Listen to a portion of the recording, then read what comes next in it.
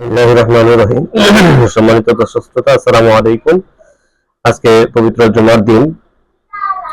জুমার দিনের ফজিলত, 5টি ফজিলত সম্পর্কে আমরা একটা আলোচনা করব। গুরুত্বপূর্ণ ঘটনাগুলা, অর্থাৎ জুমার দিনের শ্রেষ্ঠত্ব এবং মর্যাদার অন্যতম বিষয় হলো এই দিনে কালক্রমে পৃথিবীটা সংঘটিত হয় এমন কিছু ঘটনার সাক্ষী, অর্থাৎ যেভাবে পৃথিবীটা সংঘটিত হয়েছিল, পৃথিবীর কার্যক্রম, যা কিছু সৃষ্টি এবং শেষ ইত্যাদি বিষয় নিয়ে আজকের আলোচনা। যা পৃথিবীর মূল ঘুরিয়ে দিয়েছিল এবং পৃথিবীকে নবজীবন দান করেছিল এমন একটি ঘটনা। এমনভাবে এই দিনটিতে সংঘটিত হবে ওই মহাপ্রলয়, যেদিন কিয়ামত সংঘটিত হবে এবং পৃথিবীর সমাপ্তি ঘটবে, এক অবিনশ্বর জগতের সূচনা করবে।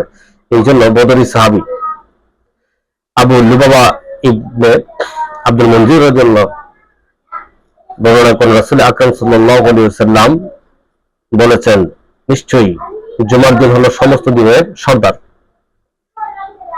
জুমার দিন আল্লাহ তাআলার নিকট সবচেয়ে মহান বিষয়, এমনকি এই দিন আল্লাহ তাআলার কাছে ঈদুল আজহা ও ঈদুল ফিতর তথা ইসলামের দুই ঈদের দিনের থেকেও মহান। অর্থাৎ এই দিনটি খুবই গুরুত্বপূর্ণ। জুমার দিনের 5টি বিশেষ বৈশিষ্ট্য রয়েছে। এই দিন আল্লাহ তাআলা আদম আলাইহিস সালাতু ওয়াস সালামকে সৃষ্টি করেছেন। এই দিন তাকে জান্নাত থেকে দুনিয়াতে প্রেরণ করেছেন। এই দিনই আল্লাহ তাকে মৃত্যুদান করেছেন। আর জুমার দিনে একটা সময় আছে যাতে বান্দা আল্লাহর কাছে ক্ষমা প্রার্থনা করবে বা যা কিছু তার অন্তরে অন্তঃস্থল থেকে চাইবে, আল্লাহ পাক তাকে তাই দান করবেন, যদি না হয় সে হারাম কোনো বিষয়ে প্রার্থনা করে। অর্থাৎ যদি খারাপ কাজে প্রার্থনা ছাড়া উত্তম কাজে কোনো প্রার্থনা করে, আল্লাহ পাক তাকে সেই উত্তমের জাযা দান করবেন। তদ্রূপ কিয়ামত সংঘটিত হবে এই জুমার দিনই, অর্থাৎ এই শুক্রবার দিন। নৈকট্যপ্রাপ্ত ফেরেশতারা পর্যন্ত জুমার দিন কিয়ামতের আশঙ্কা ভীত সন্ত্রস্ত থাকে, যে কোন দিন শুক্রবার আসবে, কোন দিন কিয়ামত হয়ে যাবে।